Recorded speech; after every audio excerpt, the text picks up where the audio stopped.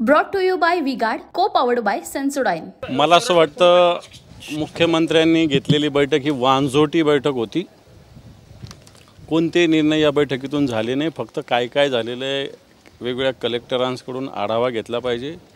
Structural ज्याला म्हणता येईल असं कोणताही निर्णय झालेला नाही। उलट सत्ताधारी पक्षाच्या मंत्र्यांनी काही मुद्दे उपस्थित केले होते। टँकरच्या विषयी, टँकरच्या प्रोसेसविषयी त्याचंसुद्धा समाधान झालं नाही। एक विरोधी पक्षनेता म्हणून मी अनेक गावात जलजीवन योजनेच्या योजना पाणीपुरवठ्याच्या पूर्ण होत असताना वीज बिला अभावी या योजना सुरू होऊ शकलेल्या नाही, कारण जुनी थकबाकी भरल्याशिवाय नवीन योजनेला कनेक्शन मिळत नाही अशा प्रकारची स्थिती असल्यामुळे मी ती एक मागणी केलेली। त्यांनी आदेश दिले, परंतु अशा आदेशावर काही होत नाही, त्याला सरकारचा आदेश काढावा लागेल, कारण थकबाकी भरल्याशिवाय नवीन कनेक्शन देता येत नाही अशा प्रकारचा नियम आहे। थातूरमातूर उत्तराने काही प्रश्न सुटत नसतात। भूजल पातळीचा मुद्दा आहे, वेगवेगळ्या जलसाठे किती आहे हे मुद्दे कोणालाही काही सांगता आलेलं नाही। बी बियाण्याचा मुद्दा उपस्थित केलेला आहे। मला असं वाटतं ही बैठक फक्त एक टाइमपास स्वरूपाची होती असं माझं स्पष्ट मत आहे। देखिए, उनका काम है अफवाह से गर्मी बढ़ाना और हमारा काम है माहौल को ठंडा रखना।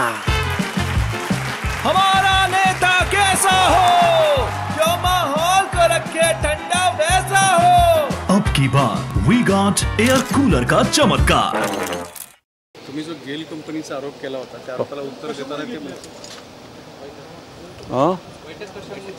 बैठक घेतली पाणी टंचाईच्या संदर्भात, परंतु पाणी टंचाईच्या संदर्भात बैठक घेत असताना आता संभाजीनगरच्या सुद्धा पाणी पुरवठ्याचा प्रश्न आहे। 8 दिवसाला पाणी येतं, 100-150 टँकर इथं लागत आहेत।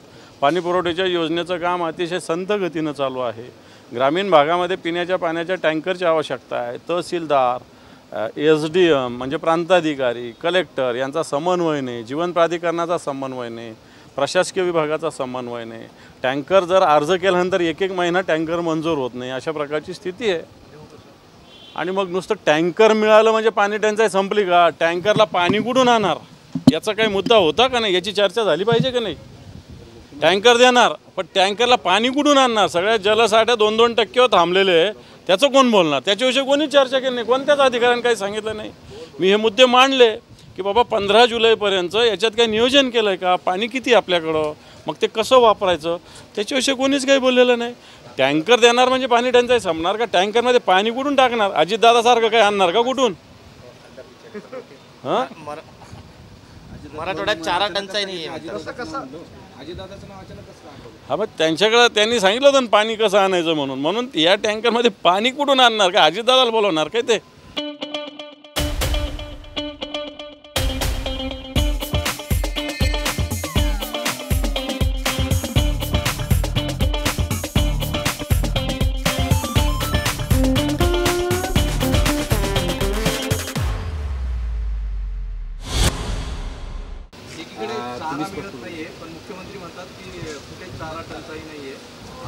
चारा छावण्या उभारण्याची गरज नाहीये, ते उपलब्ध करून देऊ। दुसरा मुद्दा असा आहे त्याच्यात टँकरची जी भानगड झाली 1836 टँकर आहे आणि जवळपास मराठवाड्यामध्ये 8000 गाव आहेत। हे पहा, जर आत्ताचा जो आकडा आहे आता याच्यातलं मेजॉरिटीनं 80% टँकर संभाजीनगर, जालना आणि बीड जिल्ह्यात आहे। माझ्याकडे आकडेवारी त्याची।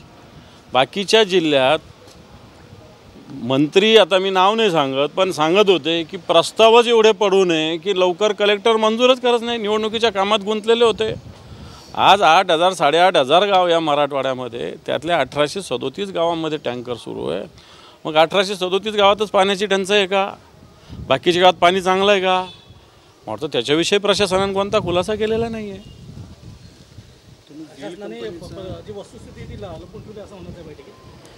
प्रशासनाने नुसतं हिरवं चित्र दाखवलेलं आहे, आमच्याकडे हिरवा चारा आहे, खूप चारा आहे, असं आहे सगळ्यांनी सांगितलं। मग लोक का ओरडतात?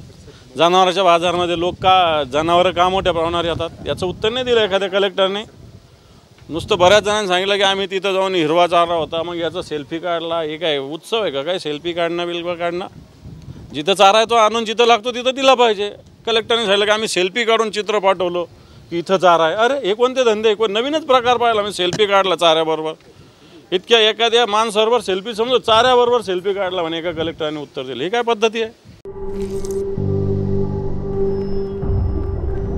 झिंझिण्यांपासून त्वरित आराम मिळवा, सेन्सोडाइन रॅपिड रिलीफ बरोबर. पालकमंत्री कोणीच आले नाही, निवडणुकीत पळत होते गावोगाव. आता मात्र 2च पालकमंत्री होते मराठवाड्यात. मला असं वाटतं मी त्यांना या सगळ्या पाणी प्रश्नाची गरज वाटली नसावी, परंतु निरोपसुद्धा उशिरा आलेले हे कारण असावं. दोन्ही बाजू मी काही कोणाला विरोधासाठी विरोध नाही करणार, परंतु निरोप आज सकाळी मी सुद्धा मुंबईत होतो 9-9:30ला, त्यावेळेस निरोप आला, बाय रोड पोहोचलो. तुमचा गेल कंपनीचा जो तुम्ही मुद्दा उपस्थित केला होता त्याला उत्तर देताना मुख्यमंत्री म्हणाले की लोक इतरांसारखं आम्ही उद्योगपतींच्या बुडाखाली बॉम्ब लावत नाही आणि उद्योग येण्यामध्ये सध्या महाराष्ट्र 1 नंबरला आणि महाविकास आघाडीच्या काळात राज्य 4थ्या नंबरला गेलं होतं. मला असं वाटतं जे आले त्याची यादी मुख्यमंत्र्यांनी जाहीर करावी की हे उद्योग आम्ही मुख्यमंत्री झाल्यानंतर आमचं सरकार आल्यानंतर या राज्यात आलेले आहेत, त्याच्यात एवढी इन्व्हेस्टमेंट झालेली आहे, त्याच्यातून एवढा रोजगार मिळतो आहे, अशा प्रकारची भूमिका जर आलेच असतील तर मुख्यमंत्र्यांनी घोषणा करावी. मी आज एक भूमिका मांडली. गेल कंपनी जी आहे भारत सरकारची, हिचं एक 50,000 कोटी रुपयाचं इन्व्हेस्टमेंटचं एक प्रपोजल होतं क्रॅकिंग युनिटचं. हे युनिट संभाजीनगर किंवा दाभोळा व्हावं अशा प्रकारचं एक जागेच्या बाबतीत माझ्या माहितीप्रमाणे विचारणा केली. देशपातळीवरच्या बिझनेस स्टँडर्डसारख्या वर्तमानपत्रात ही बातमी आलेली, ती बातमी मी वाचली आणि तिच्यातून असं दिसतं आहे की या कंपनीनं महाराष्ट्र सरकारला जागेचे विषयी विचारणा केली होती. एखादा जर एवढी मोठी कंपनी एवढ्या इन्व्हेस्टमेंटसाठी जागेची विचारणा करत असेल तर राज्य सरकारची जबाबदारी होती या कंपनीशी कोऑर्डिनेशन करणं, संपर्क साधणं, त्यांना आग्रह करणं, त्यांना इन्फ्रास्ट्रक्चर उपलब्ध करून देणं. हे केलं का? तर मला असं वाटत नाही हे केलं असावं. दुसरा त्याच्यानंतरचा प्रश्न आहे की ही सरकारी कंपनी आहे. सरकारी कंपनी असताना या महाराष्ट्रात कशाला? कारण दिल्लीतलं सरकार महाराष्ट्रद्रोहीच आहे, म्हणून यांनी मध्य प्रदेशला उद्योग तो नेला असावा असा आमचा आरोप आहे. खुलासा करा तुम्ही. आणि कोणते कोणते उद्योग आले तुम्ही दाखवा ना. कोणते नाही, आम्ही बुडाखाली ठेवतो म्हणतो, तुमचं काय करतात? जरा उद्योग विभागाची श्वेतपत्रिका काढा. मल्टीनॅशनल कंपन्याला दिलेल्या जागा छोटे छोटे प्लॉट करून पुण्याच्या चाकांच्या MIDCत उद्योगमंत्री विकतात. जरा बघा म्हणा मुख्यमंत्र्यांना जाऊन. मुख्यमंत्री म्हणाले की मी लंडनला जात नाही, शेतकऱ्यांच्या भेटीला जातो. कोणत्या शेतकऱ्याच्या भेटीला जरा सांगा ना, आणि त्याच्यातून झालं काय ते सांगा ना. 3,500 आत्महत्या या मराठवाड्यात झालेल्या आहे. कोणत्या शेतकऱ्याला भेटलं तुम्ही? तुमचा कोणत्या शेतकऱ्याला फायदा झाला सांगा. 10,000 कोटी सांगितले, दिले शेतकऱ्यांना, कुठं दिले सांगा. या शेतकरी यातला बियाणं मिळत नाही, बोगस बियाणं विकलं तुमच्या मंत्र्यांना, त्याला भेटले का सांगा. या शेतकऱ्याचं पीक वाया गेलं त्याला भेटले का सांगा. कोणत्या शेतकऱ्याला भेटले तुम्ही? आम्ही निवडणुकीपुरते मर्यादित नाही आहे असं देखील ते म्हणाले. आजच्या भेटी दौऱ्यावरून आम्ही शेतकऱ्यांना भेटी करतो, शेतकऱ्यांचे. तर माझा प्रश्न आहे ना, कोणत्या शेतकऱ्याला भेटले तुम्ही सांगा. कोणत्या शेतकऱ्याचा तुम्ही हित साधला? कोणत्या शेतकऱ्याला शेतमालाला भाव दिला का ते सांगा. कोणत्या शेतकऱ्याला बियाणं स्वस्तात दिलं का ते सांगा. हे सांगा. बरं, आशिष शेलार आत्ता एक विषय आलेला आहे की मुंबईतल्या नालेसफाईवरून राजकारण सुरू आहे.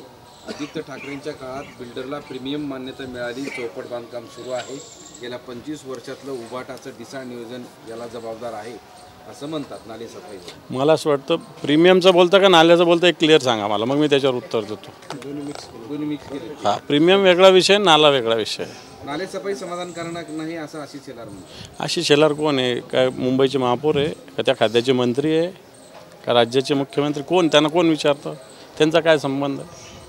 हा माझा पहिला प्रश्न आहे. नालेसफाई नाही तर प्रशासन तुमच्या हातात आहे, तुमच्या पक्षाचं सरकार या महाराष्ट्रात. प्रशासनाला जाब विचारा. आदित्य ठाकरेच्या काळात बिल्डरला प्रीमियम मान्यता मिळाली, चौपट बांधकाम सुरू आहे. मला असं वाटतं प्रीमियम देणं हे महापालिकेच्या हातात नसतं, राज्य सरकारच्या हातात असतं. तुम्हीच या राज्य सरकारच्या विरुद्ध एकनाथ शिंदे साहेब जे महाराष्ट्राचे मुख्यमंत्री यांना नगरविकास मंत्री म्हणून याविषयी प्रश्न विचारला होता. त्याचा प्रश्न पुन्हा एकदा येणाऱ्या अधिवेशनात विचारा आणि प्रीमियम रद्द करा.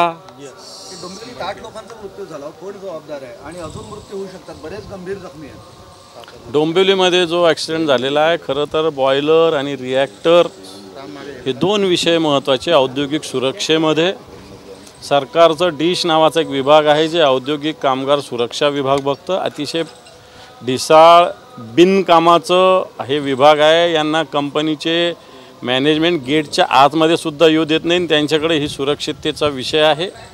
म्हणतो याच्याविषयी सर्वव्यापी धोरण ठरवण्याची आवश्यकता आहे. वारंवार विधिमंडळात आम्ही ही भूमिका मांडलेली आहे. मागच्या 1-2 वर्षामध्ये महाराष्ट्रामध्ये ठिकठिकाणी बॉयलर आणि रिॲक्टरच्या स्फोटाच्या अनेक घटना घडलेल्या आहे आणि याच्यात निष्पाप जीवाचा बळी गेला. मला वाटतं सरकार याला जबाबदार आहे. Brought to you bye V-Guard, को पॉवर्ड बाय सेन्सोडाइन.